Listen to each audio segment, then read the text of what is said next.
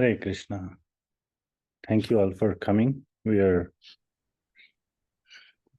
going to continue our series on Srimad Bhagavatam. Before that, we will do it this way. For that, we will do Mangalacharan, and I will share the screen.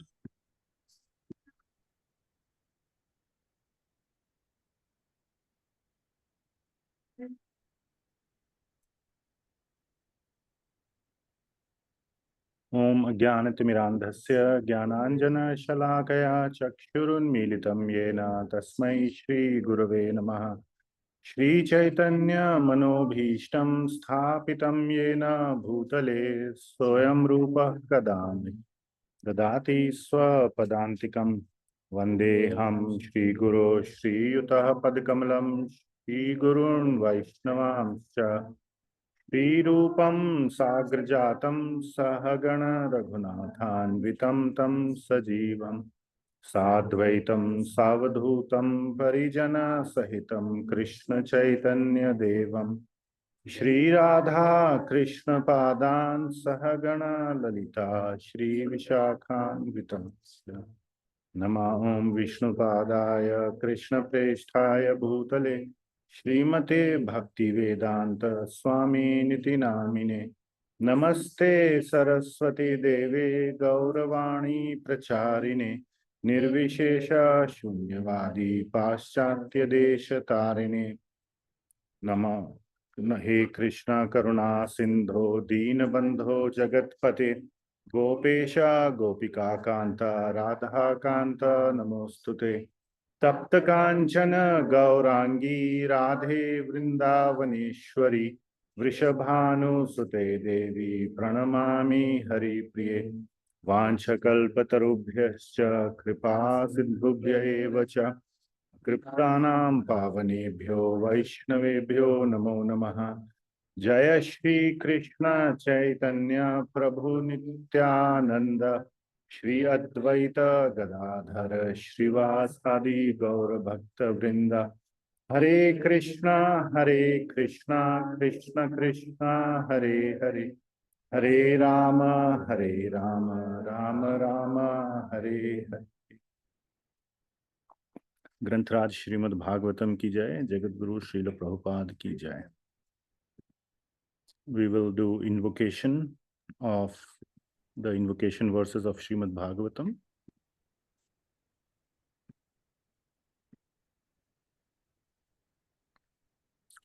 So our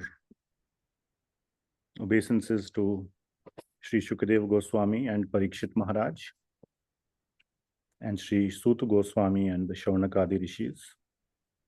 Om Namo Bhagavate Vasudevaya. Om Namo Bhagavate Vasudevaya. Om Namo Bhagavate Vasudevaya. Om Namo Bhagavate Vasudevaya. Om Namo Bhagavate Vasudevaya. Om Namo Bhagavate Vasudevaya. Narayanam Namaskritya Narayanam Namaskritya Chaiva Narottamam Naram Chaiva Narottamam Devim Saraswatim Vyasam Devim Saraswatim Vyasam Tato Jayam Udirayet Tato Jay Mudirayet Nashtaprayeshva Bhadreshu Nashtaprayeshva Bhadreshu Nityam Bhagavata Sevaya Nityam Bhagavat Sevaya Bhavatyuttamah Shloke Bhagavatyuttama Shloke Tir Bhavati Naishtaki Bhavati Nashtiki Krishnaya Vasudevaya Krishnaya Vasudevaya Devaki Nandanaya Cha Devaki Nandanaya Cha Gopakumaraya Nanda Gopakumaraya Govindaya Namo Namaha. Govindaya Namo Namaha.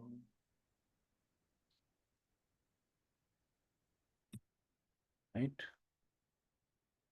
Okay. So, again, no screen sharing today. Not much to. So we'll continue our discussion on the pastime of Dantavakra. Very important pastime, and a little bit more we will discuss on the importance of Dantavakra's pastime. So,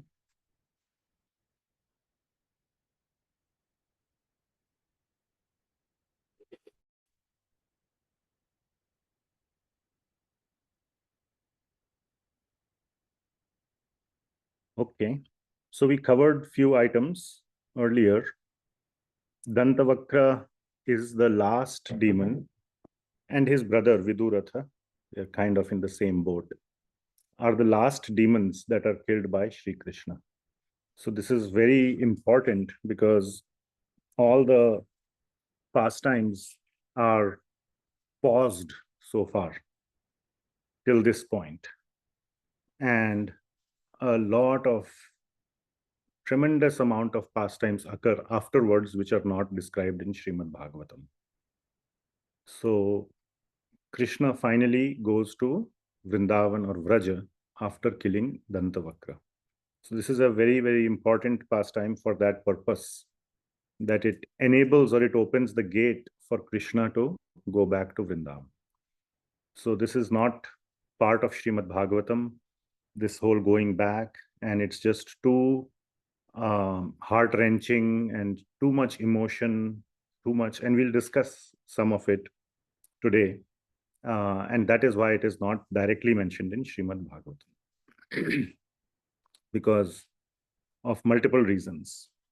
One very sweet reason we will discuss later, a theoretical reason and a sweet reason. Remind me so that I don't forget. So let us continue from where we had left off. So this chapter is chapter 78, not a very popularly discussed, or at least I have not seen a lot of discussion on this chapter from the Srimad Bhagavatam. Many other chapters are discussed much more widely. One of the most widely discussed chapters is the Damodar Lila pastime, Govardhan Lila, Krishna Janma Lila. These are the very, very popular. And then, the killing of Aghasura and Arishtasura, which leads into, again, not in Srimad Bhagavatam, but what happens after Arishtasura? Radha Kunda, the appearance of Sri Radha Kunda. All these pastimes are very sweet pastimes and then the killing of Kamsa, all those are also discussed in great detail. And then the Dwarka Lila starts, and there are several pastimes that are discussed in great detail, especially the kidnapping of Mother Rukmini by Sri Krishna and marriage of Sri Krishna with Rukmini Devi and so on. So Dantavakra is the last demon. He had four other friends, but mainly three best friends. Who were they? His best friend was Shishupal, okay, because they are Jaya and Vijaya. So I did some more research and I clarified who is Jaya and Vijaya, okay. So Jaya was Hiranyakashipu, Vijaya was Hiranyaksh. Jaya was Ravana and Vijaya was Kumbhakarna. And Jaya was Shishupal and Vijaya was Dantavakra. So that is the sequence. It is given, actually, I could finally find it. It may be there at many other places, but finally I found it in a book by Radhikaraman Prabhuji. He's a very scholarly devotee, and he has written a book called Bhagavata Purana, Sacred Readings or something like that. In that he has done some research and found out exactly who is who. He wrote it along with Krishna Kshetra Swami Maharaj. Anyway, so Dantavakra is going to be killed by Sri Krishna. So we'll continue with that pastime. A lot of today's content is taken from the three commentaries by Sri Sridhar Swami, mainly Sri Jiva Goswami and Sri Vishwanath Chakravarti Thakur also, and also Sri Gopala Campuh, also by Sri Jiva Goswami. So there's a lot of commonality in the content between Sri Gopala Campuh and the commentary of Sri Jiva Goswami on the 10th canto, which is called Laghu Vaishnava Toshani.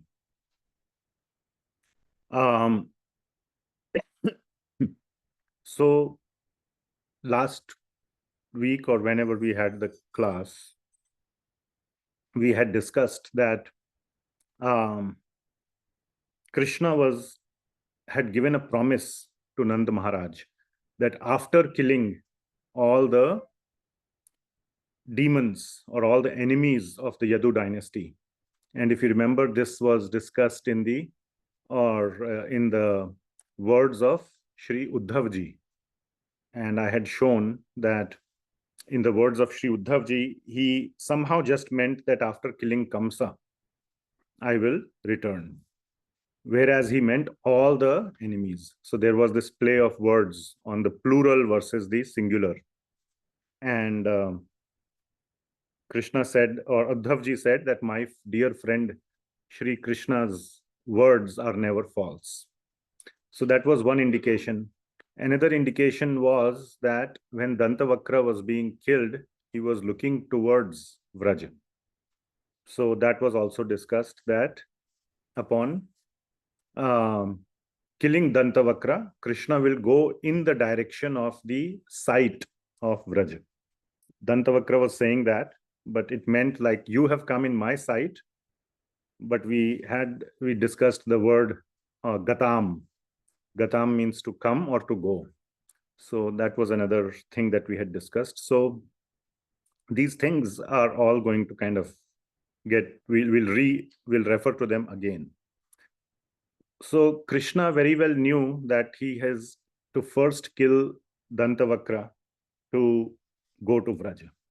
The thing is that when he was right from his childhood, from his sixth day of life, so to say life, I mean, in his appearance, the demons started attacking. Who was the sixth day demon? Putana, demoness. And then next one was Trinavrata or Shakatasur? Shakatasur. Then Trinavrata. And then there was a whole line. And basically the point is Krishna was fed up. So earlier, again, thinking that somehow you have to kind of keep out of your mind that Krishna is Bhagavan. So Krishna was just waiting that, okay, Kamsa is the one that is the problem person. And once Kamsa is killed, then we are done. Then he realized this Kamsa has more friends. So not only he has to finish Kamsa, but he has to finish all his friends also. So primarily, there were four main leaders. There were many sub-leaders, sort of gangsters, but four main gangsters. Who were the five main gangsters? So who were they? The five main people were, first is Jarasandha, the big guy. Then there were Shishupala and Dantavakra. And then there was Shalva and Paundraka. So these were sort of the five people mainly the five people who had to be finished. So slowly, and then in the 70s, the chapters from around 72 to 78, all these killings happen. So Krishna is, and of course, throughout the time, Jarasandha is getting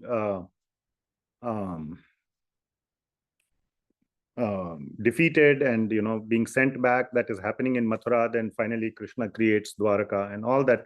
This whole time is in separation of the Vrajvasis. So much time has been spent, and Krishna is just waiting to kill Dantavakra. He is the last one when all these mobsters, gangsters, whichever way you want to look at it, demons, once they are all finished, he's waiting to go back to Vraja. Just like, the only one analogy that final exams are coming and you really want to go and play. So, you're counting the days, okay, midterms are over, now this test, this exam, you're finally getting through the grind.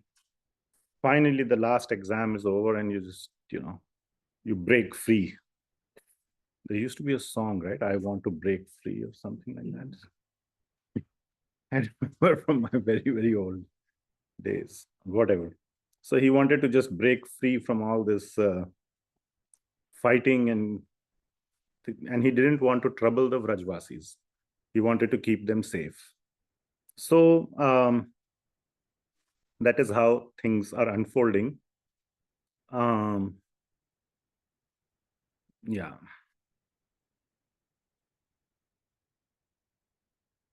So everyone was sort of waiting for Dantavakra, including Krishna, Nanda Baba.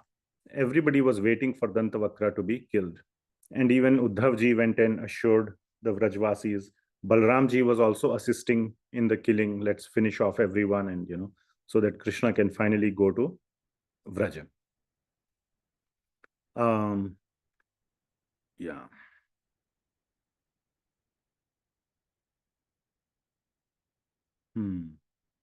I'm just looking at my notes to kind of stitch the whole story together. So Krishna had transported, just for the safety of the Yadus, his family members who were living in Mathura. Where did he transport them to? Dwarka, isn't it? And to protect them from these attacks, what was the special aspect of Dwarka? It was an island, just like Great Britain, that's the one reason they say that it has never been conquered by any enemy.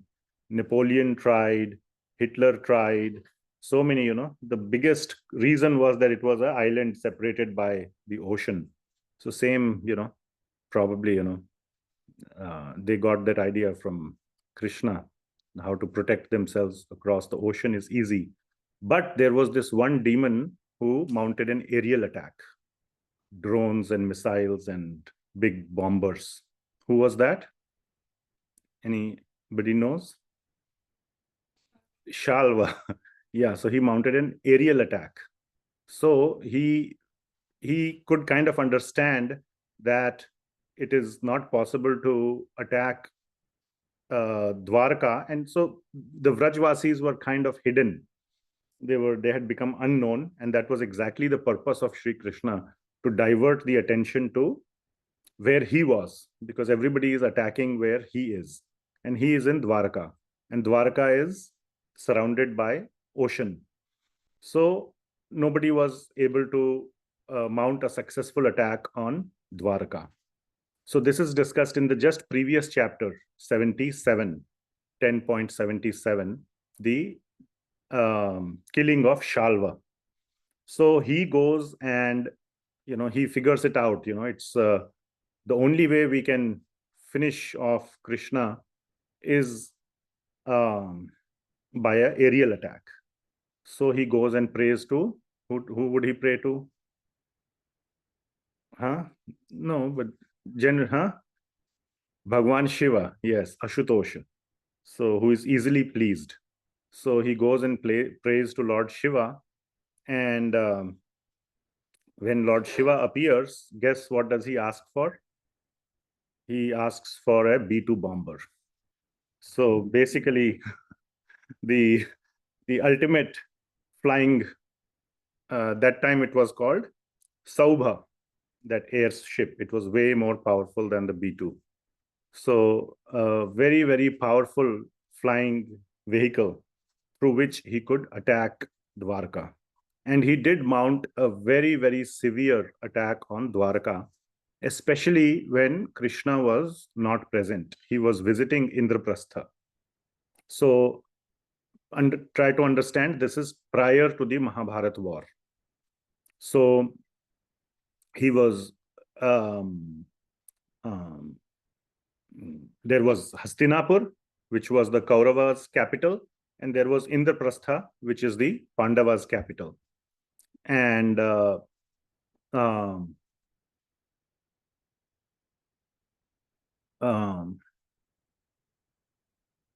Yudhishthir Maharaj had organized the Rajasuya Yagya, and that is where, who was killed in Rajasuya Yagya? Shishupal, so one of the gangsters. So he was dealt with at the Rajasuya Yajna. So Krishna was, it is said it's not the same visit, it was a different visit, or some accounts say it was the same visit and he was still in Indraprastha when Shalva decided to attack. So he thought Krishna is too powerful to deal with, and these people, gangsters, mobsters, demons, they want to then attack. If you cannot kill the main person, you try to give him more pain by killing the loved ones. So he attacked Dwarka using his ship, his aerial vehicle, when Krishna was away.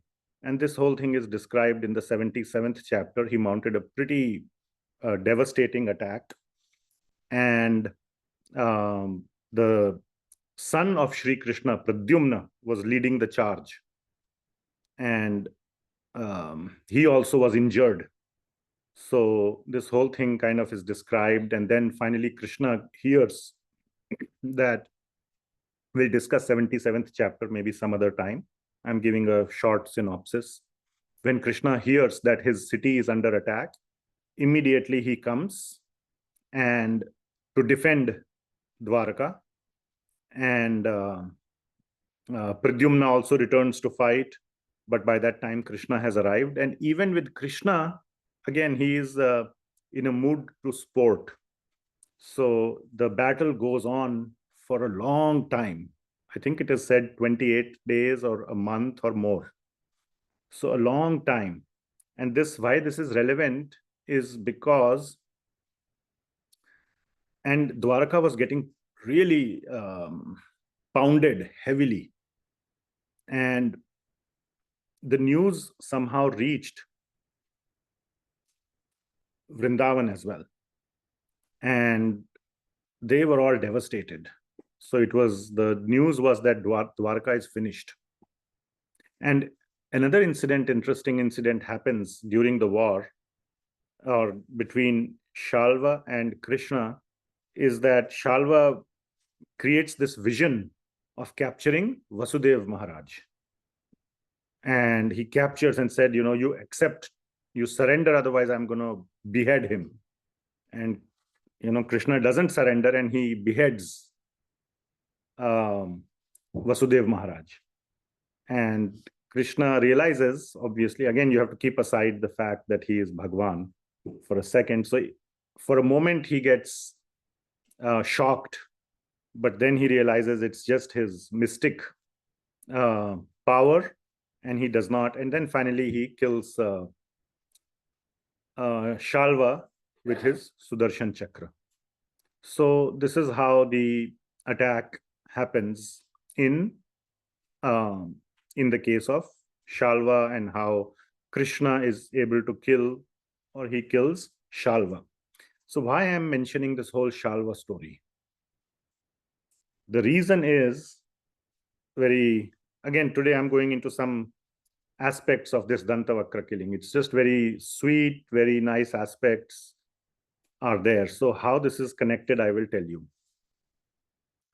So this whole long description is there, but there's one very straightforward fact from this. Where is the war or battle happening? Where is it happening? In Dwarka, isn't it? In the airspace above Dwarka, this whole thing is happening. So this attack is happening in Dwarka. Okay, so that is the point to be taken away from this. From this whole description, you can relish the description itself, but the point is, Dwarka is the place where this attack is happening.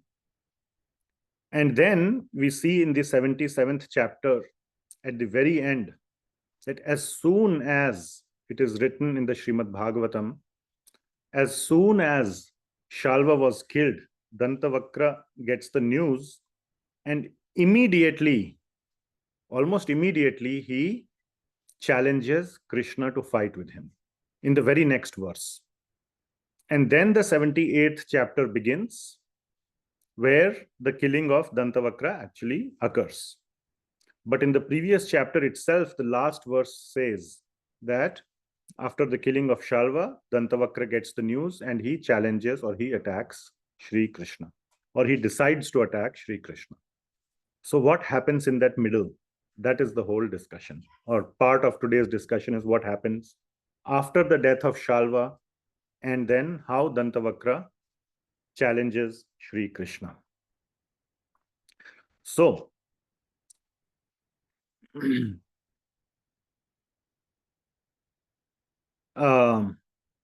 battle between the short battle or the short fight between Dantavakra and Krishna, does anybody know where it occurred?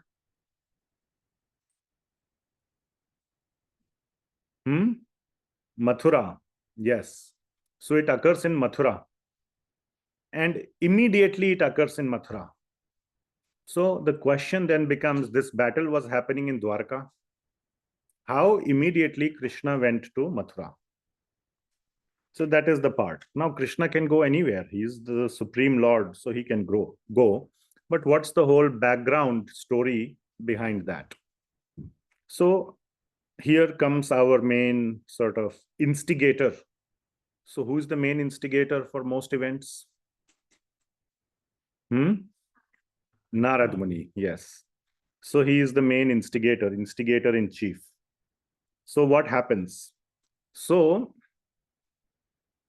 he is the one that, so Narada Muni is very interested in all this killing pastimes.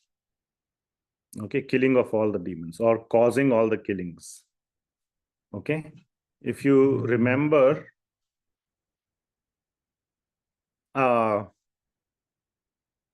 Kamsa had actually forgiven, or not forgiven, but he had freed Devaki and Vasudev. So after the, he heard the prophecy, and then he was the one who instigated Kamsa, no, you should take care, we don't know who will be the 8th child, and all that. So he does all this instigation. He is the one who instigates Kamsa. Next, when is the major incident of instigating Kamsa? Which causes a big earthquake in the whole story? No, much later. Yes, Krishna leaving Vrindavan. That's a big earthquake, isn't it? Krishna is just too busy and too happy in Vrindavan. And Narad Muni is like, yeah, little bit killing is happening here and there. And we need more violence, more action. He's more interested in action movies than emotional and romantic movies. So he goes and instigates Kamsa again, that you should call him. And then he sends Akruraji and, calls Krishna and all that. So again, it seems, now this is not in the Srimad Bhagavatam. This is in the commentaries of Sri Jiva Goswami and Sri Gopala Campuh, that he is the one who goes and instigates Dantavakra. Okay, and this time, again, because Narad Muni is interested in all this killing. Now, why is he interested in killing in these action-packed, thriller movies, so to say? Very nice. He gets to glorify Lord Krishna. But he gets to glorify which aspect of Lord Krishna?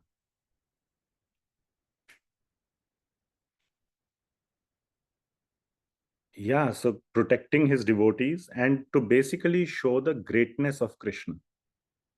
To show, first of all, the greatness of the demon.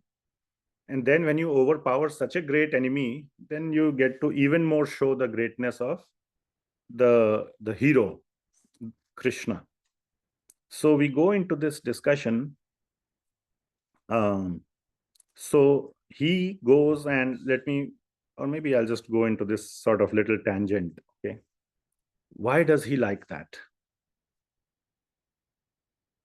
Have you ever noticed Narad Muni in the sweet pastimes of Krishna with Nanda Baba, with the gopis? No. But you will see him always in the action sequence, action pastimes. Why is that? Okay, he can also glorify Lord Krishna's sweetness.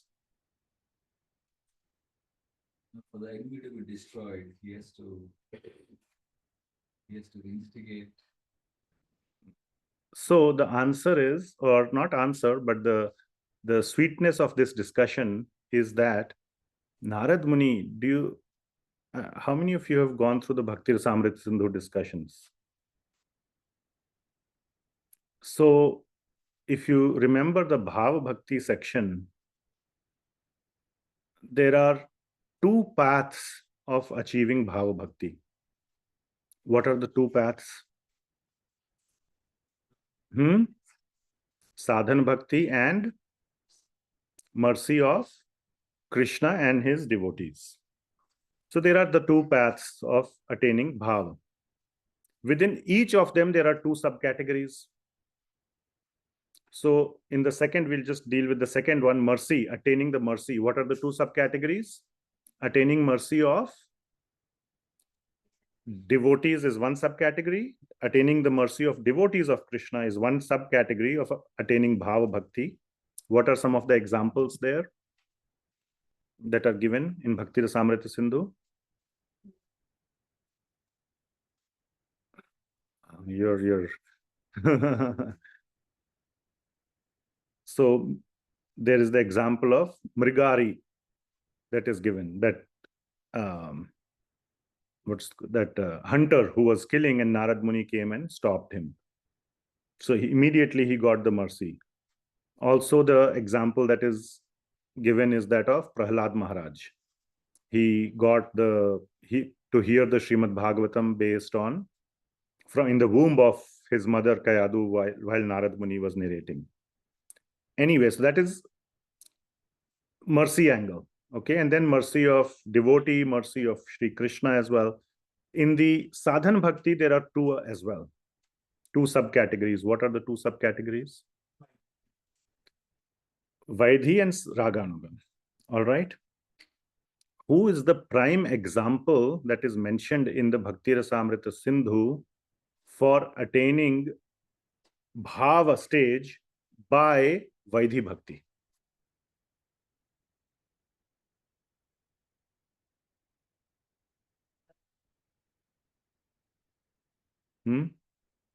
Is the question clear? The example given in Sri Bhakti Rasamrita Sindhu of who attained Bhava Bhakti through the Sadhan Bhakti path, within the Sadhan Bhakti through the Vaidhi Sadhan Bhakti. Narad Muni, yes, Narad Muni is the example. So that's exact opposite, like not from the mercy, but through his Vaidhi Bhakti, and the whole description that is given of Canto 1, Chapter 5, where Narad Muni is sharing his story with Vyasadeva, how he was the son of a maid servant in his previous life, and he got the mercy of the devotees who visited the ashram. He ate their remnants, he heard the katha from them, and then he also had very big suffering in his life. His mother passed away, all his shelters were taken away, and he was just wandering, remembering, singing, glorifying the Lord. And finally he saw a glimpse of the Lord in his heart. And then he attained the highest level, which is the Prema level in that life. And then next life he became Narad Muni. So Narad Muni is a Pakka Vaidhi Bhakta. That is the point. Okay. And his whole mood is to massively spread Krishna consciousness throughout the universe. That is his mood. He is not only instigator in chief, the purpose is he is preacher in chief. He wants to spread the glories of Krishna to the masses. And what are the masses attracted by? See, Vaidhi Bhakti is for the masses. Machoism. Yes, very nice. They are attracted by the greatness of Krishna. If you tell them that Krishna is this, weak person, always crying and always dejected, always emotional, who will get attracted? The masses are attracted by somebody because people are looking for relief from suffering. People are being tormented by various demons or day-to-day lives demons, whether it be your boss or your mother-in-law or your, neighbor or whoever, your little demons in your life. And we want protection from them. And Krishna provides the supreme protection. So people are looking for something, some relief in their material life. And Vaidhi Bhakti makes complete, is the best refuge. Maam ekam sharanam vraja. So that whole verse is to inspire people to take shelter of Krishna, who can aham tvam sarva papebhyo mokshishyami. If he didn't say that line, who would take shelter of him? If he says, if you come to me, we will both together suffer. I'll just give you company in suffering. Then who would say aham tvam or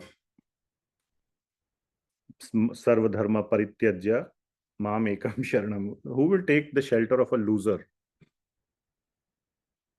So nobody wants to take shelter. So Krishna is the great God, not the weak, emotional, human. I can't even say God.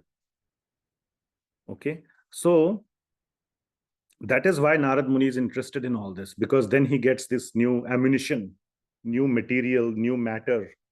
Every time he goes and he gets to narrate newer and newer pastimes of the Lord, saying, see, my Lord is so great. Pashya me yogam aishwaram. See, my Lord is so great.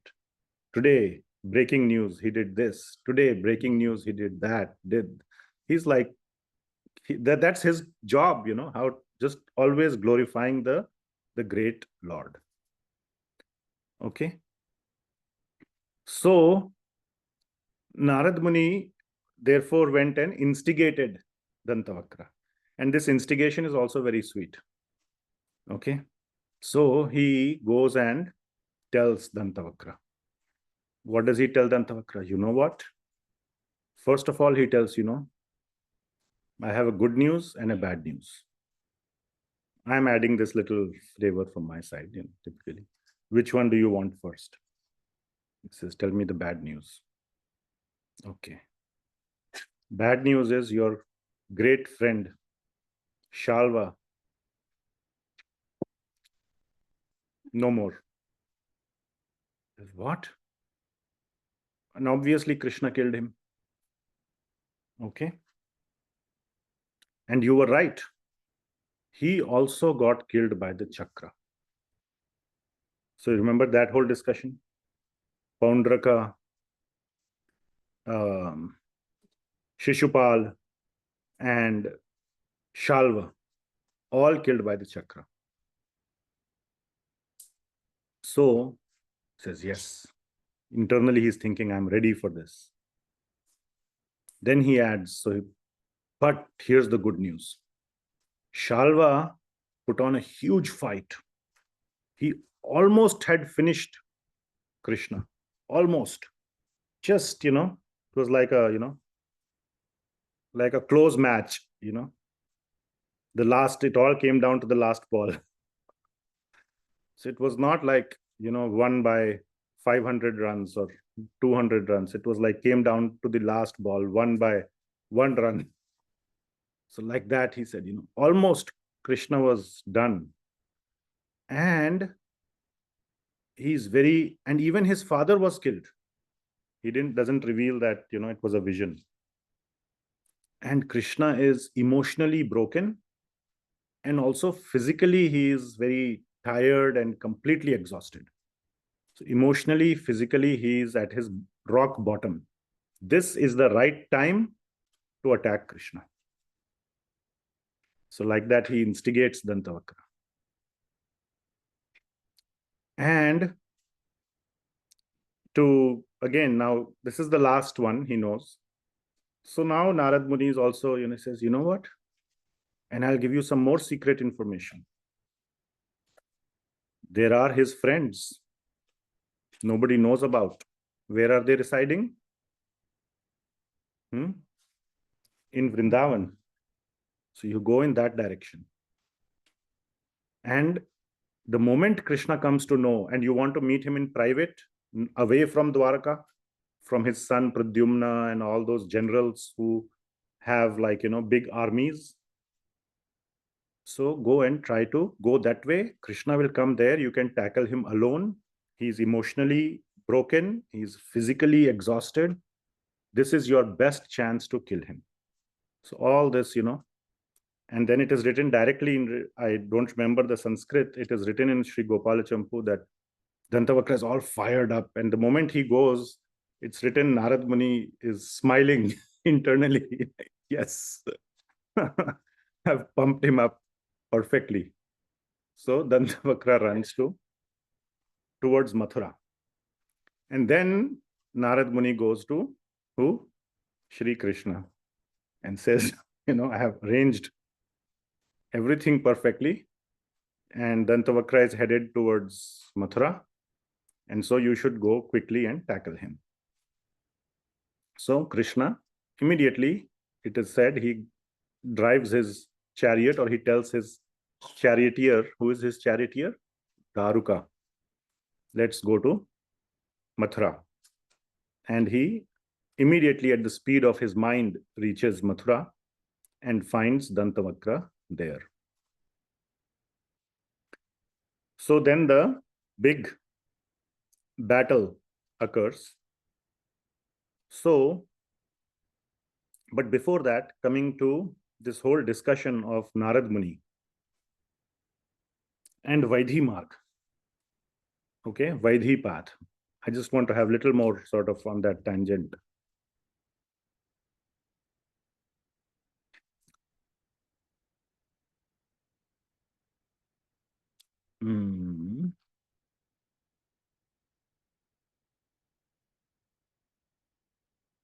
Or maybe we can do it some other time.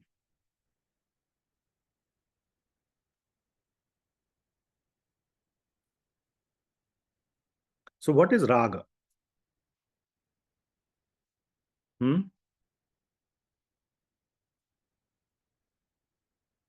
What is raga? No, just the meaning of the word rag. Attachment. Attachment. Okay, that is raga. We also say in Bhagavad Gita, it is said, Vita raga bhaya krodha. Means becoming free from raga, but there raga means attachment to material things. And in raga bhakti, raga means attachment to Krishna. Not really to Krishna. What does raga towards? To attain the mood of a specific Vrajvasi. But that's a technical detail. But let's say it's attachment to something spiritual, to Sri Krishna, or a specific mood towards Sri Krishna. It's not rag towards something material. Okay. So that is, rag means attachment. Now, is Narada Muni not attached to Sri Krishna? Would you say that or not? Is all he wanting is just something from Krishna?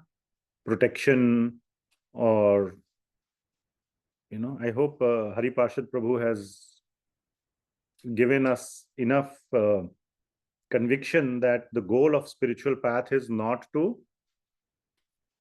go back to Godhead, right? So it is not to go back to Vaikuntha, or the highest goal. What is the highest goal? Krishna Prem. So, is Vaidhi marg all about going back to Godhead and not about Krishna Prem?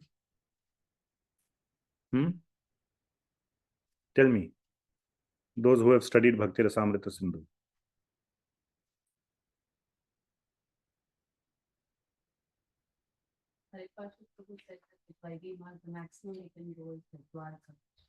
Okay, but my question is not about the specific destination.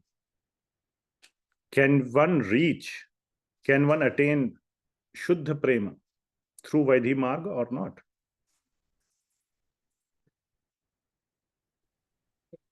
Yes. Yes, yes. So Narada Muni is only bhava level, not prema. Okay, and he went through Vaidhi marg. So we have an example. And in Bhakti Rasamrita Sindhu as well, it is said that one can certainly attain all the way till prema, Krishna prema, through the Vaidhi marg. So is Vaidhi marg devoid of attachment to Krishna?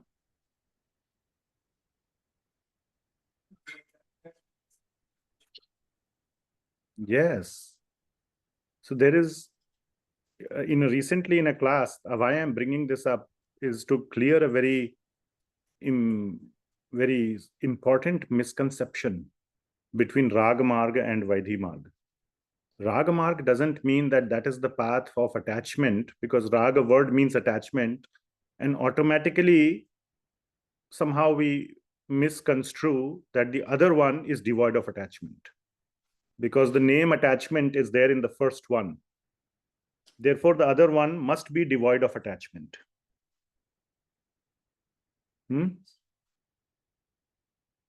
What are the 9 symptoms of Bhava Bhakti? Now, Bhava can be attained through both paths. It is said directly in Sri Bhakti Rasamrita Sindhu. Through the Sadhan Bhakti Marg, there are 2 sub-paths, Vaidhi and Raga, and you can attain Bhava Bhakti through both. And how do we prove that in Bhava Bhakti there is attachment? So what are the 9 symptoms of Bhava Bhakti? Who remembers?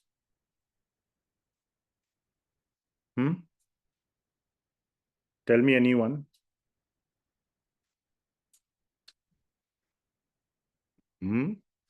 Those are the 6 symptoms of Samanya Bhakti.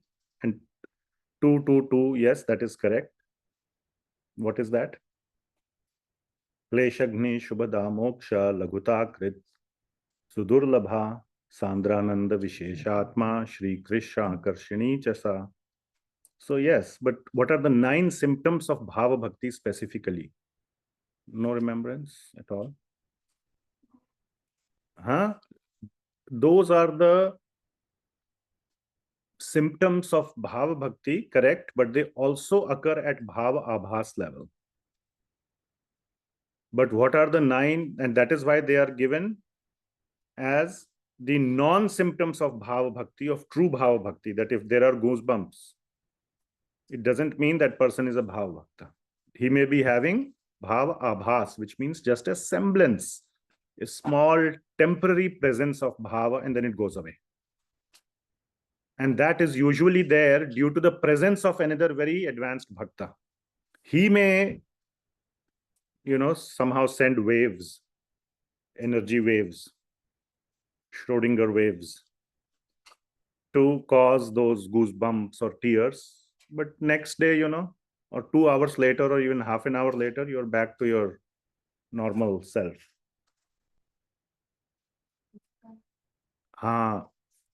Samutkantha, like a little emphasis on Utkantha means Samutkantha. Yes, one. What is Samutkantha mean? Eagerly waiting, eagerly looking forward to. And that also is a very weak word, eagerly. It's like looking forward to something with just like, almost like you're out of, like a fish out of water, like waiting to get back into water, with that extreme longingness, hankering, or extreme desperation. Okay. Samutkantha and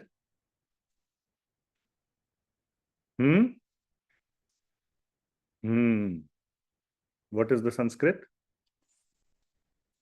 Nama Gane Sada Ruchihi.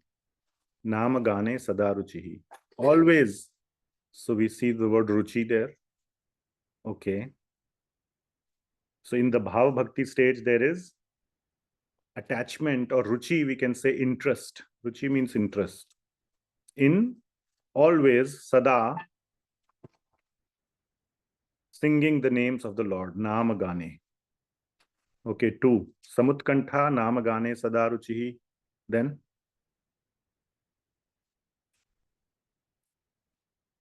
tolerance, Kshantir.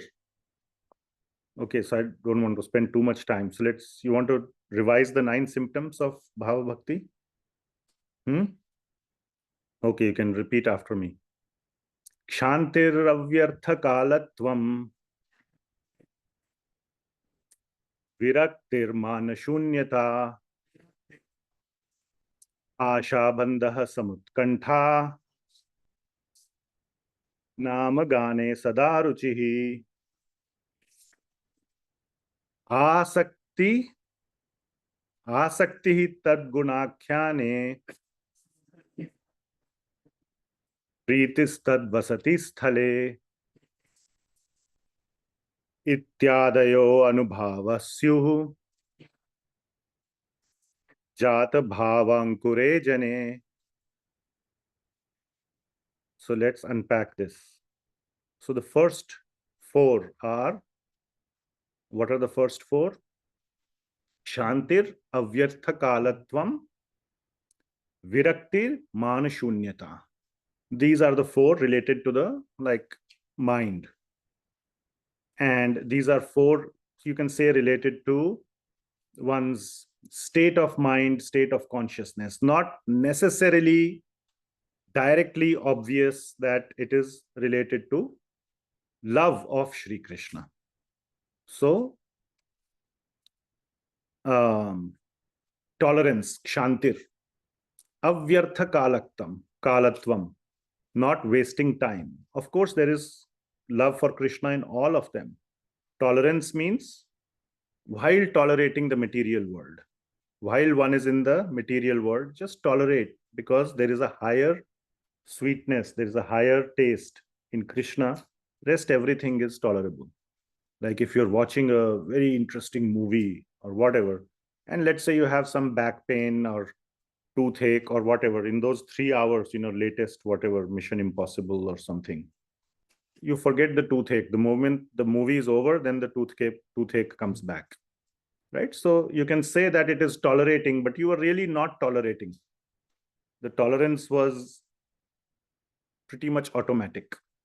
Avyartha kalatvam means not wasting any time, because all the time is spent in doing bhakti. So, and you want to do bhakti. There is this, you feel like, like all the time people do this, whatever, it's like you want to do that WhatsApp or whatever. It's not like, oh, I must do it. There's an alarm.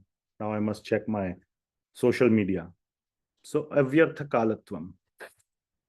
Then virakti from the material world because of attachment to Krishna. And the 4th one is manashunyata. Manashunyata means no desire for any honor or prestige or any of those things. Because again, one only cares for approval from Sri Krishna, not from other mortal people. So manashunyata from the worldly people. Okay, one is certainly looking forward to the love of Sri Krishna. So that is there, but manashunyata means you don't care about what others say. And then comes the 2 aspects, which when you're looking forward to that, to Lord Sri Krishna, which is asha bandha. Even though Lord Krishna is not present in front of us, one is looking forward to it. And one is sure that one will get it. It's not a question of if, but a question of when. Asha bandha. And then samutkantha. Samutkantha means one is thinking constantly, when the Lord appears, what will he be like? What will I see today? Will he come in this form or that form or that form? Or what will I say to him? What will he say to me? The mind is constantly engaged in thinking of the specifics of when one will meet the Lord. And then the remaining, so how many are done? 6 are done. Okay. What's the first one? Kshantir, Avyartha Kalatvam, Virakti, Manashunyata, and then Ashabandha, Samutkantha. So 4 plus 2, 6 are done. Now 3 remaining. These are directly related to bhakti. And you will see, mark the specific words. Nama Gane Sada Ruchihi. Always having interest, if we just translate Ruchi as interest, in singing the names of the Lord. Then Asakti Gunakhyane. So both of them have kirtan. Namagane and Gunakhyane. Nam Guna. One of the commentators explains that Nama Gane is more referring to personal japa, and Gunakhyane is referring to preaching. Or as in propagating. More preaching kind of gives a sense like you're like some kind of pressure and no number game. Just glorifying, like Narada Muni. He's not interested in, I have so many disciples and I have so many likes and so many views and so many this and that. Just that is Gunakhyane. That's why he's going around and looking for all these gunas and lilas. So Gunakhyane. Asakti. So there is asakti, there is strong attachment to guna akhyane. And this can come from the bhava stage, from the Vaidhi stage also. So there is extreme attachment even in the bhava and prema from the Vaidhi side. But it is for the Aishwarya of Bhagavan. And the final has Preeti. What is it? Preetihi tad vasati sthale. To always be in the same, in the sthala, or in the place of the places of the pastimes of the Lord. So these are the 9 primary symptoms of Bhava Bhakti. Jati Bhavankure Jane. Jane. So Jati means when the Bhava Ankur has taken birth. Jati means to take birth, like among the 6 vikaras, the first is Jayate, to take birth. So when the Bhava Ankura, the sprout of Bhava has appeared in the heart, these are the 9 symptoms in such a jana, in such a person. So these 9 are the primary symptoms, and you can see that there is a lot of asakti and love and interest, ruchi, asakti, prema. All these words are used in these 9 symptoms. Even through, and these are true for whether you come from Vaidhi marg or Raga marg. The only difference in the two is that which form of Bhagavan or which bhava or which mood one is attracted to the great God or to the, I would say, the great God or the weak God. Okay. In other words, the God who gives protection versus the God who needs protection. Okay. You must understand this. Perfect and imperfect. Or we can add, I'll put more emphasis. Fully perfect and fully imperfect. Bhagavan. Okay. And the masses, the most people are attracted or want to take shelter of the perfect Bhagavan. Okay. Now, okay, let me just also bring this out as well. That, so friend, Sakhya. Okay. One can, in Sakhya Bhav, one can think that, okay, you know, he needs me, you know. Don't you become sad when your friend is not, you know, you have a fight with your friend? So there is this need aspect. Definitely Vatsalya, you know, it's the aspect of receiving protection, isn't it? And Madhurya also, it's easy. But in Dasya, how do we understand? You're ultimately a servant, and servant means of the master. So master is great and servant is the subservient. He serves, he carries out the order. So how do we understand that? In Dasya Bhav, don't you have to look at your master as somebody great? Isn't that Dasya? That he's my master. Master is bigger. It's master, but he has imperfections and he needs me to protect him. Wait, so let me ask, so anybody else? Who is dependent on whom? Very nice. If you see when Hanuman was, so the example, that's exactly the right example. Even though you may be having the position of a master, it's just a position that I am the master and you're the servant. Actually, the servant is more powerful than the master. वो sometimes वो हिंदी में कहते हैं ना, इस घर में जो है नौकर की ज्यादा चलती है, मालिक की नहीं चलती उतनी. If you want to talk to somebody, talk to the servant. In recent, I don't know, I don't want to make it political, but in, when Biden was president, it was being said he's just president in name. If you really want to get something done, you have to talk to his subordinates. I don't know if it is true or not, but you get the sense, right? He's just a figurehead. The person below has more power. Not only more power in general, he even has power on the master. Like Hanumanji, when he was not able to find Sita, his thoughts were, part of it was, how can I show my face to Lord Ram? Like I failed. So part of it was like that. Now he has to, if Lord Ram is the great master, then one can think that I failed. Now he'll give the job to someone else and he will succeed. So I didn't get the credit. Somebody else will get the credit. But that was not the feeling of Hanumanji. The feeling of Hanumanji was, ab Ramji ka kya hoga? What will happen to him? He is doomed.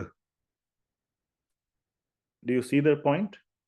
If I couldn't serve him in executing his desire, go find Sita, nobody else will be able to. He is doomed.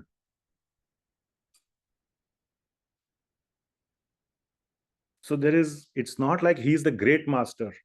He is the crippled master. Think of it like, in a hospital. You can say that the patient on the bed is paying the bills, and the nurses who are coming and helping are the servant. But really, if the nurses stop their work, the patient will die in no time. How much ever money he may have, he will die with a big bank balance, but he will still die. So there is that utter dependence of the master on the servant. That is the mood of the Dasya in Naratva. Dasya is probably the only bhava in Vaidhi. Oh, I am, then you are like, okay, you're waiting for, the opportunity to serve the Lord. But you know that he has many other options. I love the Lord so much, I want to serve him. So the love is there, but one is fully aware of the greatness of Bhagwan. There is this feeling is not there that he is dependent on me. He is the great Lord. He can do it simply by his will. It's like, he's giving me the opportunity to serve him. So that is his mercy. He could have done it just like that. He is giving it as a mercy, the opportunity for me to serve him. So that is the mood is, you're looking at Bhagavan as in Aishwarya Bhav. So that is the distinction in Dasya Bhav between these two. So anyway, it is very clear that there is attachment to Bhagavan even in Vaidhi marg. Is that clear? One should never think there is no attachment.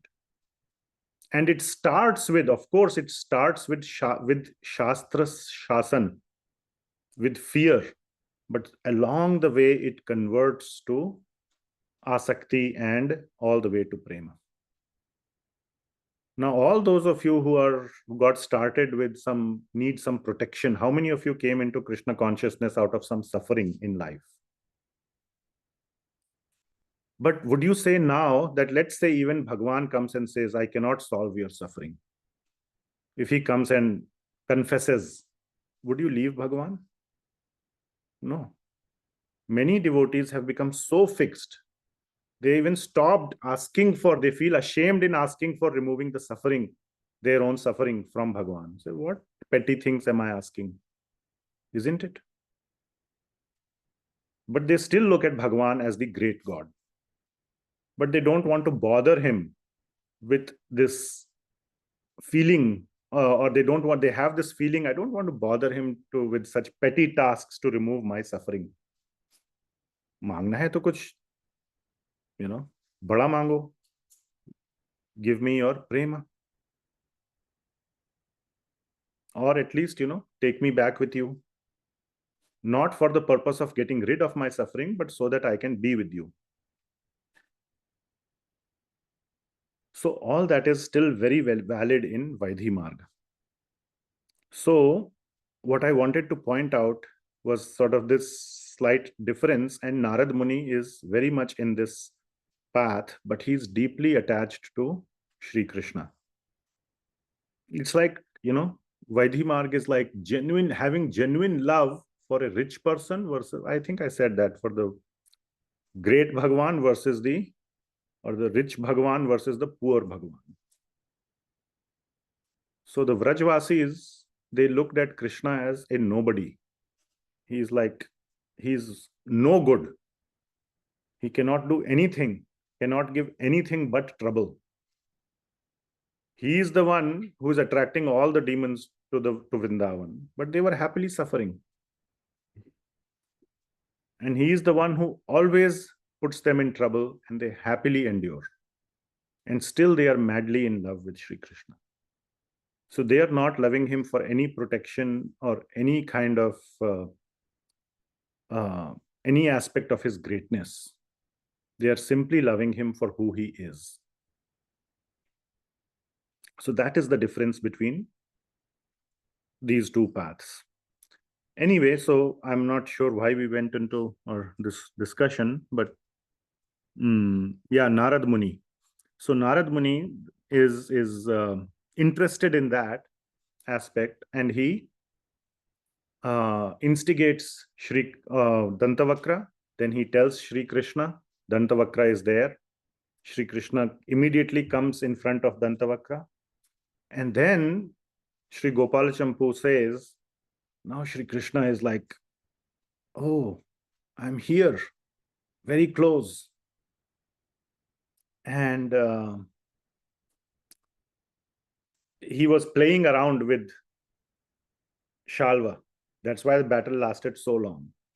But now suddenly he got reminded that Dantavakra is the last one left. So he debates for a moment.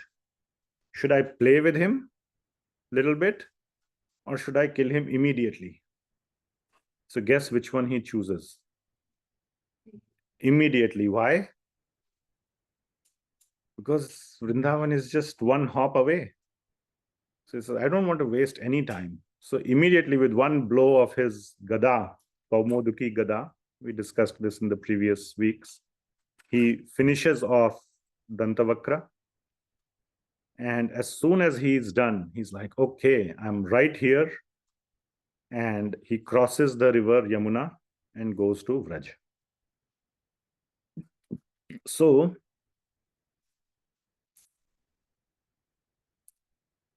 yeah. And then it is mentioned in the Padma Purana, and that he goes and spends the best 2 months of his life in Vraj. and he converts back. So now at this point, he's very like a old adult.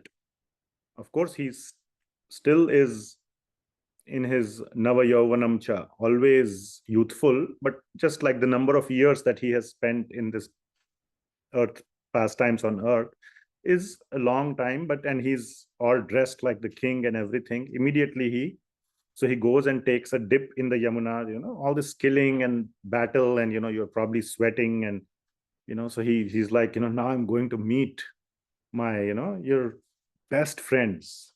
So this is not the right attire, and also it's not like I'm not very fresh and I want to meet in my best. So it is written that he takes a shower, a deep dip in the Yamuna, cleans himself, becomes fresh, wears nice clothes. He's like all getting ready to meet his best friends after so many years. So he's doing that.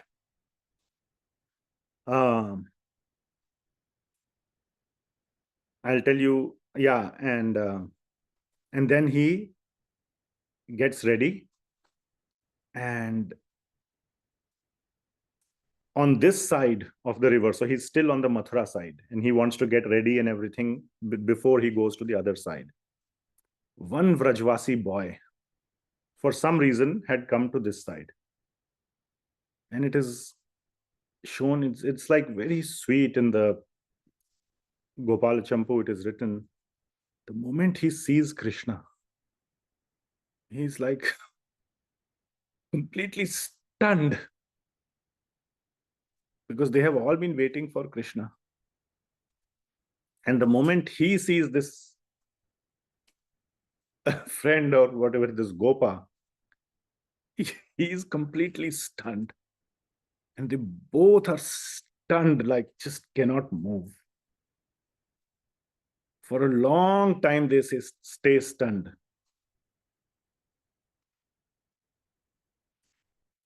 And then after a long time, Krishna remembers, oh, we must go. And he cannot move. He's like, paralyzed. So somehow or the other, through his mind, he calls Garudaji. Says, you come and take us. I cannot. Haath pav bhi nahi hil rahe hain. So Garudaji comes and he takes both of them across the river.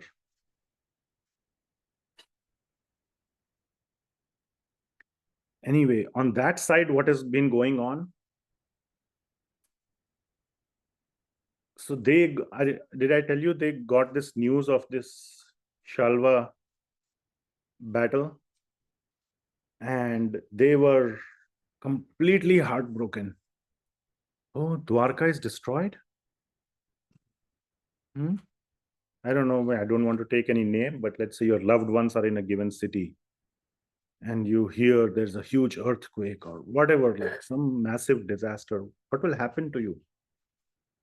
And you hear nobody survived.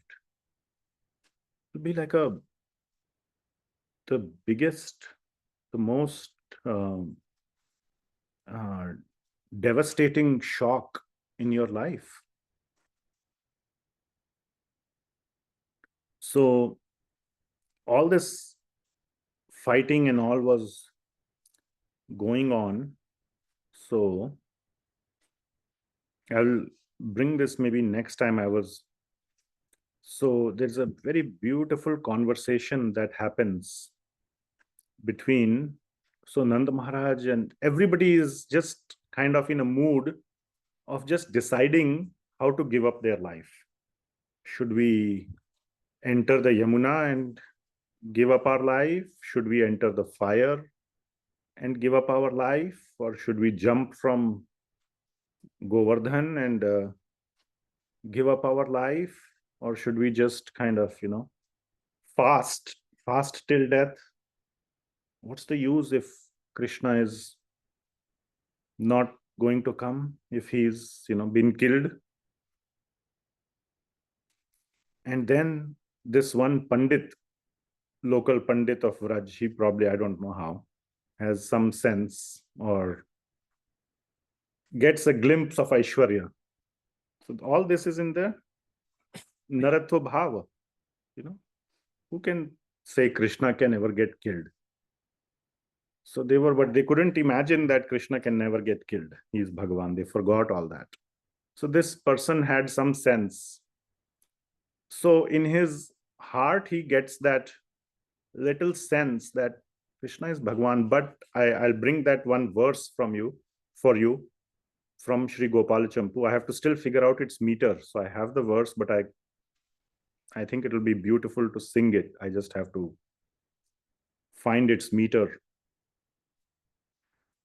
It is a letter that was sent by Sri Krishna to the Vrajvasis, to Nanda Maharaj. And I'll read out the English to you.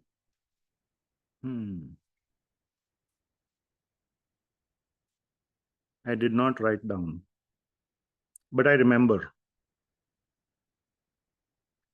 And it's a beautiful verse. So that whole letter was this one verse. And it says that, this verse says that, from Krishna to Nanda Maharaj, I do not live in Mathura. I do not live in Indraprastha. I do not live in Dwarka. I live in this letter. And you keep this letter in your pocket, this front pocket. It seems they also were wearing kurtas and had front pockets, who knows. And he says, you keep this letter in your front pocket because there I will be closest to your heart. And whenever you feel separation from me, just read this letter. And you will experience complete peace. So that Pandit reminded Nanda Maharaj that take out that letter and read it right now. So Nanda Maharaj said, yes, good idea. So he takes out and he reads that letter.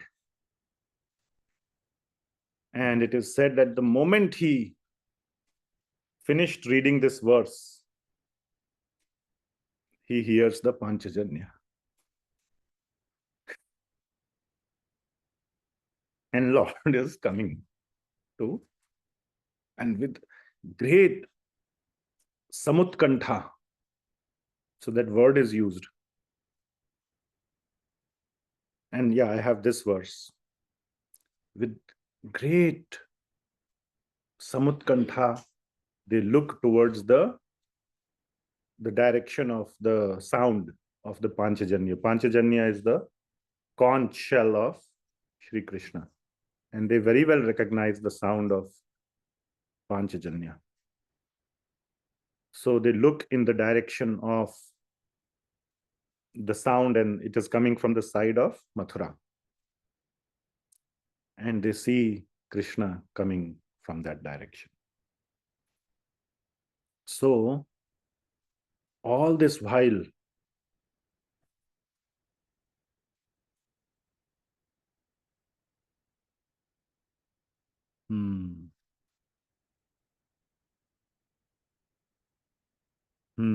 so we'll end with this.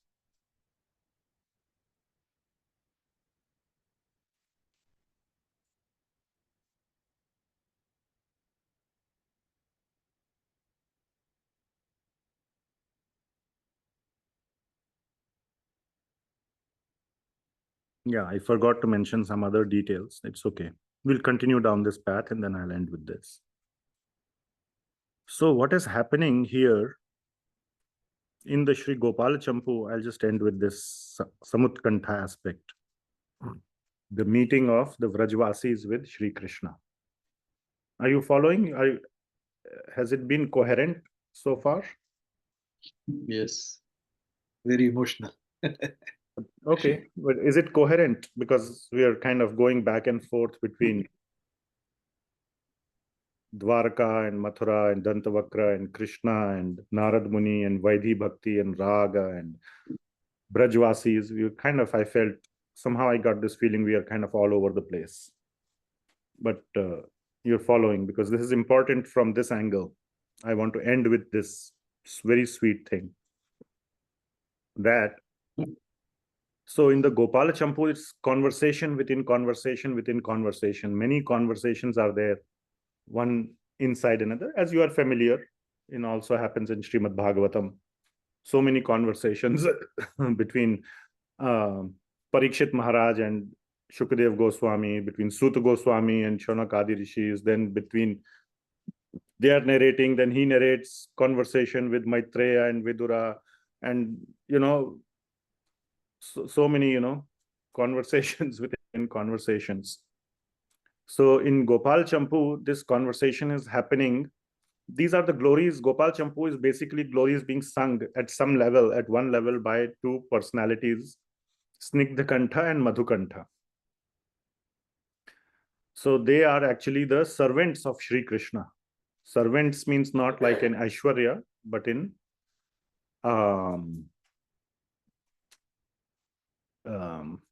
Vraja, in Vraj Bhav.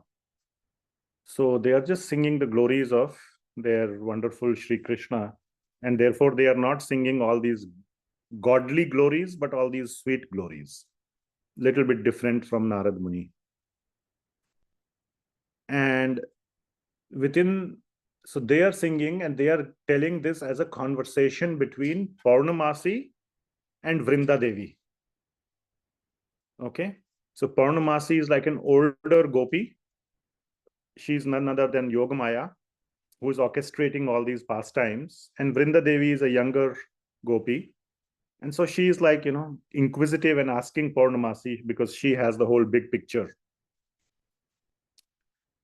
So she asks Paurnamasi that this whole sweet incident of the meeting after the killing of Dantavakra, and then it seems that they have both read Srimad Bhagavatam. So she says that, oh, this killing of Dantavakra happens and all, and then we go into other pastimes. So why this, after Dantavakra, then he goes across Yamuna and meets and everything and all this. Why is it not part of Srimad Bhagavatam?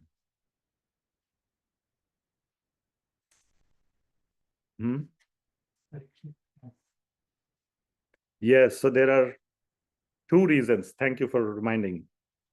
So there are two reasons for that. One is because Parikshit Maharaj is in a little bit getting into a somber mood. And this would not go well with that mood of Parikshit Maharaj. There are multiple reasons. Okay. Did I mention that after those, I don't know, maybe that's why I'm constantly getting this feeling that I'm all over the place. He spends the best 2 months of his life. And then Lord Krishna sends all the Vrajvasis back to Goloka. Did I say that? No. So that is what is mentioned in the Padma Purana, where this whole, the rest of the pastime is mentioned, which has been more nicely brought out through Gopala Campuh and the Vaishnava Toshani Tika. So after thoroughly, and they get like, I forgot, Krishna comes into this, his Vraj appearance after taking the dip in Yamuna. I think we went on that path that he sees another cowherd boy and he gets stunned. But he's still in that. And those are the absolute, it's like the same rasa which was in Vraj. You can think of it like 1,000,000 times more. Like those 2 months were just completely ecstatic. Whatever we have seen anywhere in any scripture, it's, again, this is like 1,000,000 times more than that. The love that flows between the Vrajvasis and Krishna. So it's like a complete fest, like the best possible time in the whole universe. And after fulfilling the desire of the Vrajvasis, then Krishna sends them back to the spiritual world. So that is what happens. So we were on the topic of Parikshit Maharaj. So one of the reasons it is said that he doesn't bring this up to Parikshit Maharaj because Parikshit Maharaj is also attached to the Yadus. And by this time, he knows how the Yadus ended up. How did they end up? Killing each other. Yeah. So he would be very disturbed that Lord Krishna, both of them, the Vrajvasis were like, he knows they are his family as well, probably a more dearer family to him than his blood relatives, which are the Yadus. Why did they meet such a, of course, it's the plan of the Lord, and we can, there is a reason behind that as well. But why did they meet such a violent end versus the Vrajvasis met such a sweet end? Okay. Part of the reason is, look at the remaining suffering of the Vrajvasis for decades and decades. The Yadus were like in bliss all this time, getting personal association of Sri Krishna all the time. So again, there is that balance, but again, the ending matters, it's more to people. How, what's that? All's well that ends well. Doesn't matter all the suffering that happened, just ending is all that matters. There can be all these various reasons, rasic reasons. But so that is one reason, that the ending was different, or very, very contrasting, very loving versus very violent and ghastly. So that is one reason. Plus, Parikshit Maharaj is nearing his own end. There is another very nice, sweet reason. And this is the tattvik, sweet and tattvik reason, like full of very deep understanding. So, the point that Paurnamasi brings up is that this is not mentioned in Srimad, because Srimad Bhagavatam will be read by many, many, many people. Even those who are not in love with Sri Krishna, they will also read. Srimad Bhagavatam is read by many people. And this love of Nara Krishna is such a sacred thing now, or such a sweet, or such a precious thing, that it needs to be kept secret. Okay? We don't want this to become for the masses. Again, that whole thing about keeping it very concealed. And how are you keeping it concealed? It's there in the Bhagavatam, 10th canto. The whole thing is there. Krishna steals, Krishna does all the, he exposes himself fully. He's exposed, Krishna exposed, whatever, you may see Elon Musk exposed, or Trump exposed, Krishna exposed in 10th canto. He's like fully exposed. All the bad qualities come out, so to say. So what is left?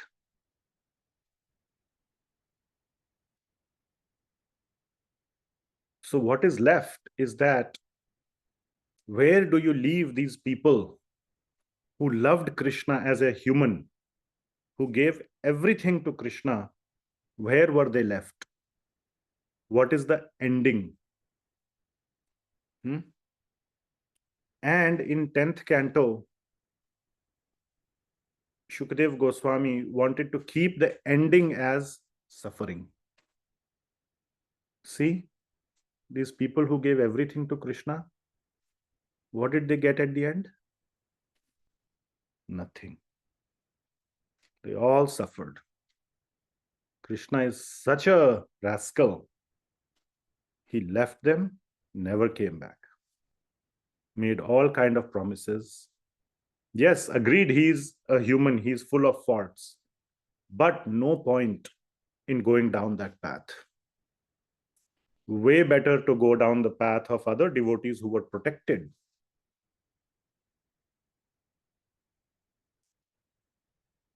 These guys, they all suffered. So to kind of repel the common people who will not see beyond. There is so much sweetness in this. Now we understand through the mercy of Srila Prabhupada and our acharyas who have given commentaries to understand the depth of this Madhurya in the Nar Krishna. So we can appreciate. But common people may not, appreciate that, and they will say, what's that? People say, if you get Krishna in your house, or you become poor. I have heard that statement. Or especially sometimes I've heard also this Vraj Krishna if you bring. So that's why they may bring Krishna, but they take out flute. Have you heard that? They bring Krishna and the Krishna is like this, but they don't put flute. It's like so torturous, I feel. But isn't it? Somebody was telling that, oh, नहीं ऐसे भगवान को लाओगे और flute लगा दोगे तो गरीब हो जाओगे. वो सब ले लेगा वो. People literally have this kind of feeling. I mean, it's not just made up. People actually think that. So that's exactly by design. So the Srimad Bhagavatam leaves it at suffering. Because if they were to include this, that Krishna came and gave them full bliss for 2 months and then sent them back to Goloka, then what would the goal become? Go back to Godhead. So let us love the Nara Krishna to go back to Godhead. The whole point of loving the Nara Krishna would be lost. Not for the purpose of Krishna Prema, but for purpose of going back to Godhead. So those who want to go back to Godhead, they can follow the Vaidhi marg, worship the great God, the protector, the supreme protector. Great, no problem. But this part wanted to be kept hidden, that people don't get even the slightest idea that the Vrajvasis also went back to the spiritual world. Let them feel that they continuously suffered. So that is the reason that is given by Paurnamasi to Vrinda Devi. And then she says this one beautiful verse. And for me, at least, it was something new opened up here, is that now all those, by the way, who will read Gopala Campuh and these deeper texts, usually they are, and that is why these are always kind of kept hidden. Part of the reason why Srila Prabhupada did not translate it and put it on website or make it into like big book distribution drive. Bhagavatam, yes, book distribution. Krishna book, yes, big book distribution. But not something like Gopal Campuh. But we can speak like this in a small gathering of fixed devotees. So for fixed devotees who are not going to get, they won't have these ideas that let's stop loving Krishna for the sake of prema, but for the sake of going back to Godhead. That's not the case in this. So Gopal Campuh is read by such people who will not get swayed by that. So these secrets are revealed here, but these are the less known texts. So there, Sri Jiva Goswami brings out that this prema, the difference between prema and kama, it's a very big topic. Because the gopis have this feeling of, it is said, kama in their heart. It sounds like something bad, right? Something little disgusting, like, okay, you're like loving someone only with the feeling of some kind of lust or a bodily lust, right? So what is the difference really? How to understand that kama? So there's a very nice verse that is given in the Sri Gopala Campuh. The essence basically is, yes, there is prema for Krishna. Okay? And that when that prema is mixed thoroughly with separation, okay,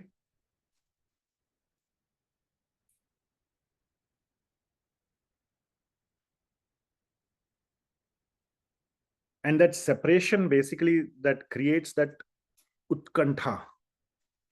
That utkantha means that severe longing. And the more there is the duration of suffering, the more the utkantha intensifies. That deep intensified utkantha caused by deep separation mixed with prema, what it results in is when you actually get that person, when he person comes physically close to you,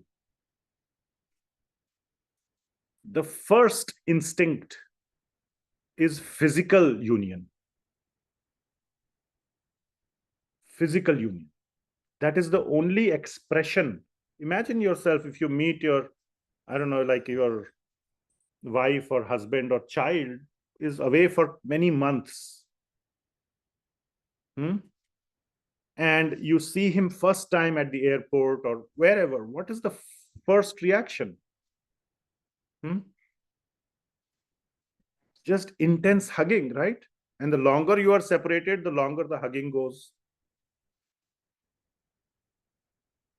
So that physical union, and you can have whatever understanding or deeper understanding of physical union, but the point is that physical union is that first and immediate outburst of that pent-up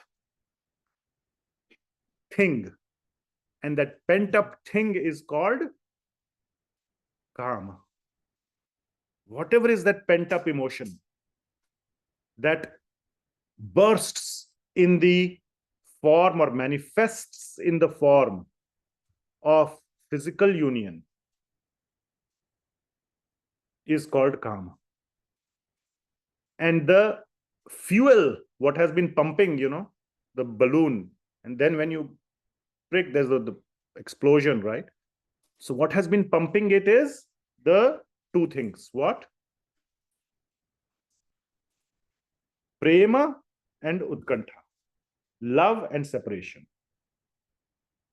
So let us end this class with this very beautiful verse, which is Utkanthaya saha prema dhate mithunatam yada angajam hari sangakhyam tada bhajati nanyada.